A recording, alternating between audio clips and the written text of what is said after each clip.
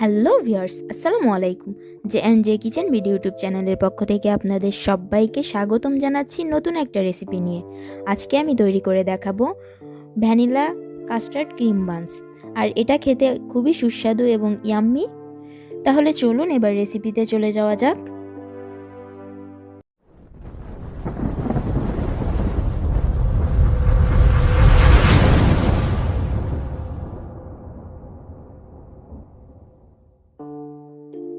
এর জন্য এখানে আমি প্রথমে নিয়ে নিয়েছি 3টে ডিম। এখানে ডিমটা আমি আমার পরিমাণ মতো নিয়েছি, আপনারা আপনাদের পরিমাণ মতো নেবেন। এবার আমি ডিমের সাদা অংশটা আলাদা করে নিচ্ছি।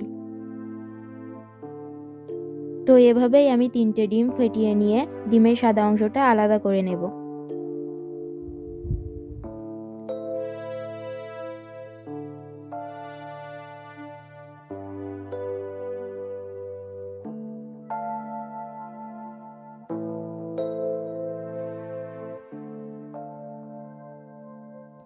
এবার আমি ডিমের কুসুম 3টা আলাদা একটা বাটিতে নিয়ে নিচ্ছি। এখন আমি এর মধ্যে দিয়ে দিচ্ছি হাফ কাপ চিনি। চিনিটা দেওয়ার পর একটু ভালোভাবে মিশিয়ে নিচ্ছি।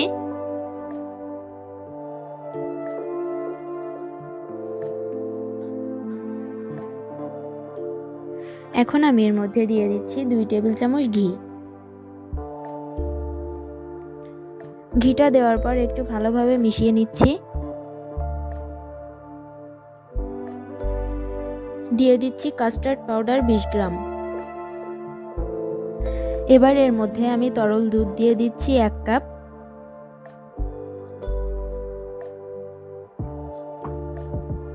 এবার আমি সবগুলো উপকরণ একসাথে ভালোভাবে মিশিয়ে নিচ্ছি।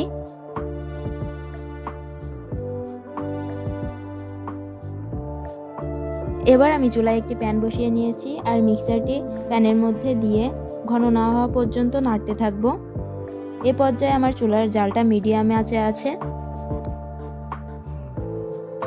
এর মধ্যে দিয়ে দিচ্ছি 1 চা চামচ ভ্যানিলা।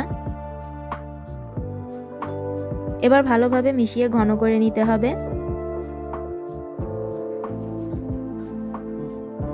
দেখতেই পাচ্ছেন মিক্সারটি ঘন হয়ে গেছে। এখন আমি এটা চুলা থেকে নামিয়ে নেব। বেশিক্ষণ চুলার উপরে রাখবো না। এটা বেশিক্ষণ চুলায় রাখলে একদমই ঘন হয়ে যাবে আর ঠান্ডা হওয়ার পর এটা আরও ঘন হবে। এখানে আমি একটি বাটির মধ্যে নিয়ে নিচ্ছি 1 কাপ ময়দা। এবার এর মধ্যে দিয়ে দিচ্ছি একটি ডিমের কুসুম। এই পুরো রেসিপিটা বানাতে আমার মোট 4টি ডিম লেগেছে। এবার এর মধ্যে দিয়ে দিচ্ছি উঁচু করে 1 চা চামচ ইস্ট।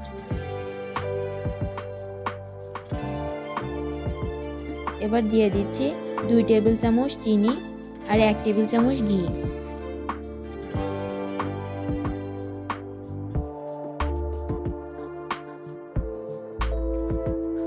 এবার এর মধ্যে আমি দিয়ে দিলাম হালকা কুসুম গরম দুধ 100 গ্রাম। এবার সবগুলো উপকরণ একসাথে ভালোভাবে মিশিয়ে নেব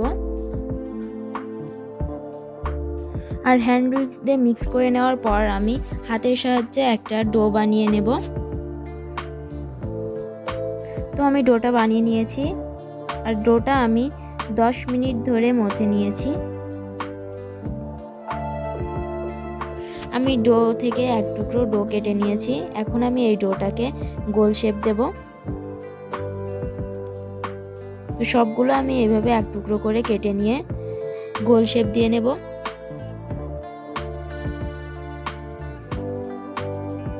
তো আমার সবগুলো গোল শেপ দিয়ে নেওয়া হয়ে গেছে। এখন আমি একটা প্লেটের সাহায্যে ঢেকে 15 মিনিট রেস্টে রেখে দেব। ফিরে আসলাম 15 মিনিট পর। এবার আমি ঢাকনাটা খুলে নিচ্ছি। দেখতেই পাচ্ছেন বলগুলো অনেকটা ফুলে উঠেছে। এবার বেলে নেওয়ার পালা। আপনারা হয়তো দেখেই বুঝতে পারছেন আমি কিভাবে বেলছি।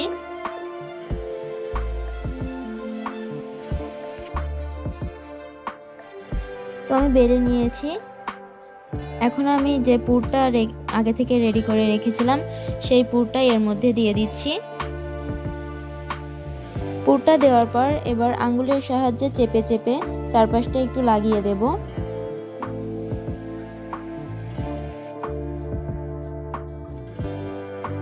তো আমি সবগুলো একইভাবে বানিয়ে নিচ্ছি। নিয়েছি। এখন আমি ঢেকে 20 থেকে 30 মিনিট মতো রেস্টে রেখে দেব।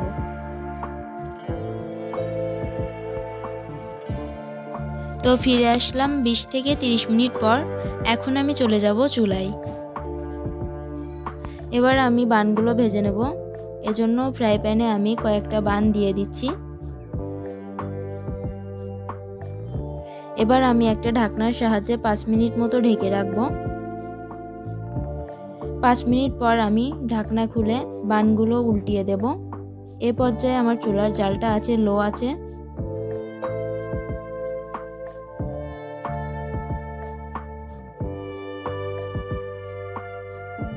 এবার আমি আবারও ঢাকনা দিয়ে এপাশেও 5 মিনিট মতো ছেঁকে নেব।